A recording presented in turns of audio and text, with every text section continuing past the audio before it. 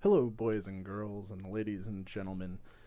My name is Manbear Squid, and I just picked up my copy of Final Fantasy Type O for the PlayStation 4, and it came with the demo for episode Duscae for Final Fantasy 15. And if you're like me, you've been waiting a good decade to play this game, or maybe a little less than a decade. But regardless, it's been a stupidly long time since they announced this game back when it was called Final Fantasy Versus 13. So, I'm going to show you some clips from the demo and just tell you my thoughts on it, how it plays, how it feels, and things I want to see added, changed, removed from the final product when if it ever comes out. So, yeah, let's get down to the nitty-gritty. So the first thing you see when you open up the game, new game, or load a game, is this short little summary of what the party is doing. Their car broke down. They need money to fix it. So what do? They decide to hunt a behemoth. And other than that, it doesn't really give any kind of backstory. I mean, you can kind of extrapolate. It mentions the Archeon Titan.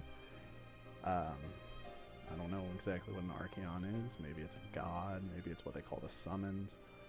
But yeah, that's the story that we got thus far. Alright, so after you're done camping, you wake up at one of the campsites like this. And as you can see, you can open up the map and take a look around. You can set your destination. You can do a couple of different things. Once you get a car, I'm pretty sure you could drive to new locations. So maybe it's not entirely an open world map, but instead a couple of different areas like, Dragon Age Inquisition had. So, yeah, you can see their quest objectives and campgrounds and outposts. Outposts are like the shops and towns of this world. So you got those three things. Hopefully they'll add a bit more in the main game, but that's all they got in the demo. And as you can see, there's a little quest marker that pops up.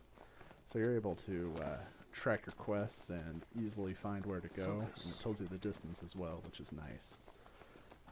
One complaint that I have about this game is Noctis moves really, really slow. Now, I don't know if this is a permanent thing, or I'm sure when you have the car you'll be able to drive that around. But in each separate area, it seems rather hard to get around, or it just takes a long time. So maybe they'll have chocobos, maybe they'll let you sprint, maybe they'll let you fast travel. I don't know, but I'd like to see it. So once you notice an enemy, or an enemy notices you, you get thrown into combat.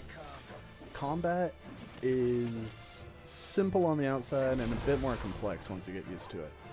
So you have your square button. I guess it'd be X on the Xbox One. And that does your basic attacks. Your sword swings, lance swipes, or whatever weapon you're using, it attacks with it normally. If you press X, you can warp. This is pretty handy in getting to and from enemies, especially since they have the tendency to scatter. Now, if you press L1, you dodge, and if you're able to time it correctly, you can pull off a parry by pressing L1 and square right when the enemy hits you. Parries do massive damage, hit the weak spot for massive damage, and they're pretty much the way to go, but you risk getting hit by an attack because you cannot block the attacks that you parry. So if you miss the parry, you're going to get hit. And in order to use special moves, you press the triangle button, and you can use the D-pad to select your special moves. Each weapon has a special move associated with it, and you're able to switch them on the fly. They use MP, which comes back over time, but is used when you use special attacks, when you dodge, or if you use your warp strike. Other than that, use the left stick to move around, right stick to look around, and if you hold R1, you lock on. You can then use the right stick to cycle between targets. But a big complaint that I have with this game is that the lock-on system does not follow the enemy normally. The camera doesn't. It just helps with your warping. So even though you won't see the enemy, you'll remain locked on to them, and you can warp to them, but it would be nice in order to see exactly where your target is, especially since they run away kind of quick. The outposts in this game, they're pretty cool looking. Though it is a fantasy game, I mean Final Fantasy, they do have that realism, whereas you can kind of like believe that this kind of stuff would be in the real world. For instance, they have like potato chips or, you know, smartphones, you name it, advertisement or billboards. You know, it's just like the sense of familiar fantasy, and I actually really like this. Outposts also give you the chance to engage in stimulating conversation, and by that I mean listen to NPCs talk about weird things. Shall we feed the birds again, dear? Oh yes, I love watching their little beaks peck at their greens and grains. Well, made it this far. Legs won't carry me another step. Any chance we make camp here a while? Bet your bottom gill on it. So, here It's we have one of the bedtime. campsites, and in order to level up, you need to rest at a campsite. So they're placing a lot of emphasis on this. I don't know how it'll work in city environments, probably at a pub, or inn or something, but you're going to be resting constantly. And when you rest, you're allowed to eat.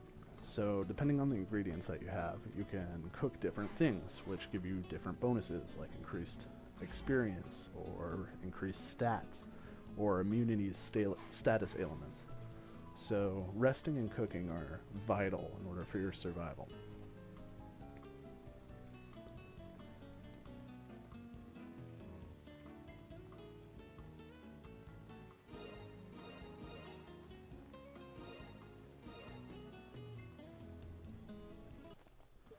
One thing I was really skeptical on when I first heard that it was an open world game was how they were going to handle dungeons.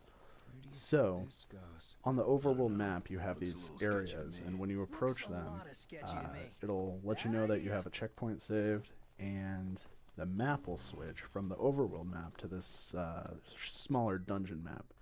So it's really seamless. You don't even have to enter any doors like in Skyrim, where you have that little loading screen.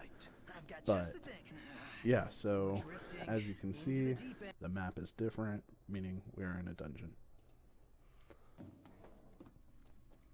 Another thing about the combat in this game is that I feel they designed it with wide open areas in mind, because if you're fighting in a cavern or cave or any kind of cramped space, it gets hectic. And by that I mean you're tripping over your allies, enemies are running away behind things, enemies get stuck in the landscape, and objects scattered around the cave. It's just kind of a mess, so hopefully they fix that before the actual game comes out. So as you're fighting, you are eventually going to have your HP run down to 0, because attacks do a lot of damage in this game. When your HP goes down to 0, you enter this wounded state. Now, from here you have to heal using an item, or I assume magic later on. But if you do not, your max HP goes down, so you're more easily able to get into this wounded state, and the game gets considerably harder. So, you gotta keep that up, and if your max HP goes down to 0, that's game over. And Noctis is the only one who has to die in order for it to be game over. So keep him alive. Another thing that they added to the demo, which I was really excited to see, was an introduction to the summon system. So one of the quests has you go into this cave, and in the bottom you find a stone that zaps you with lightning, and Noctis's eyes turn red, and then he can summon Rama. So, how do they handle the summons? Well, in a normal fight, you cannot summon until your HP hits 0. Not your total HP, just your temporary. So once it hits 0 and you enter this wounded state, you have to hold X. And while you're holding X, things can still attack you and interrupt your casting. So you got to be careful. You got to run around, hold X, dodge enemy attacks. And then after a certain amount of time, the summon comes out, and honestly, it fucks you up. So I'm going to shut up so you can see this summoning sequence.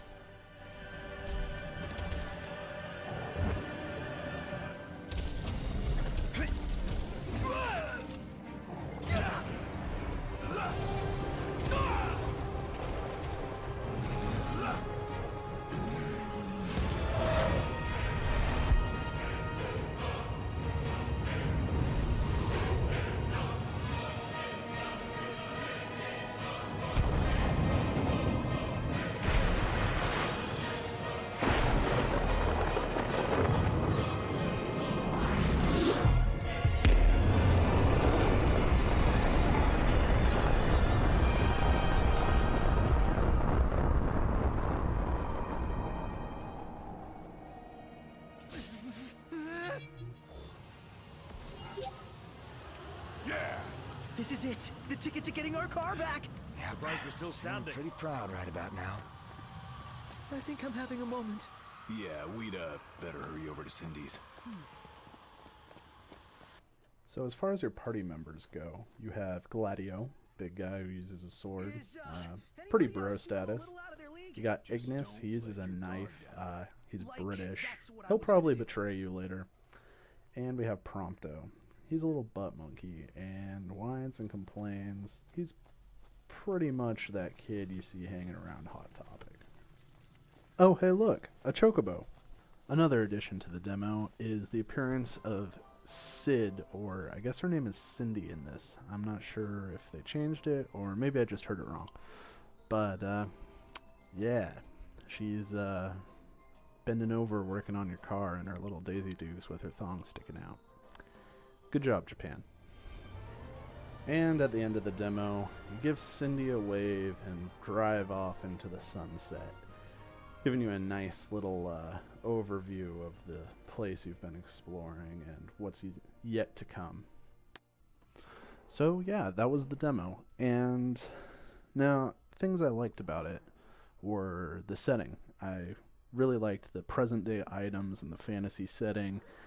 It's just cool where you don't really think about it and you're like, oh yeah, you know, there's a car and it's probably run on magic, or you know, Gershel greens come in a Lay's bag. Like, it's just cool things like that.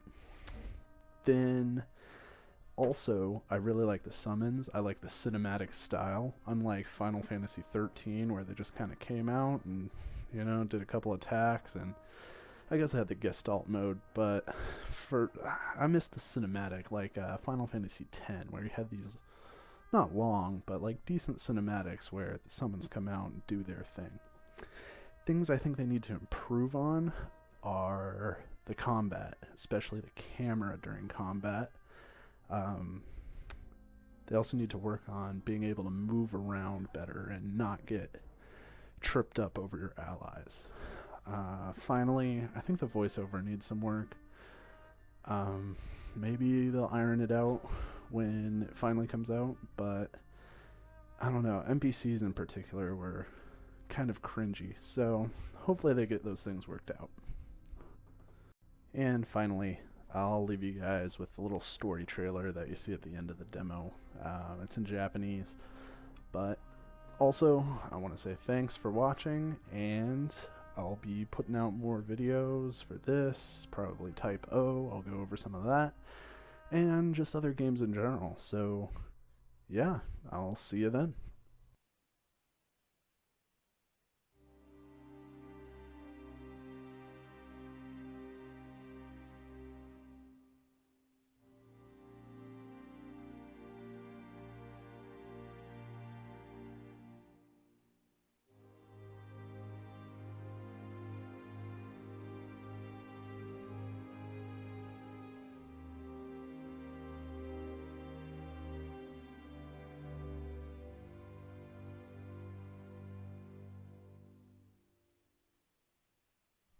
インソムニアがニフルハイム帝国軍の襲撃を受けたらしい。昨日の夜、調印式の席で騒ぎがあった。王都を守る障壁が崩壊。帝国軍は王都城周辺を爆撃。おい、待てよ。両国間で行われていた停戦協定については、今回の事件を受け、当面の凍結が発表されました。また、亡くなられたレギス国王陛下に続き、ノクティス王子、そしてテネブライのフルーレ家令嬢ルナフリーナ様の死亡が新たに確認されています。いいか、途中で投げ出すことは許されない。ルシス王家の人間として、このレギスの息子として、常に胸を張れ。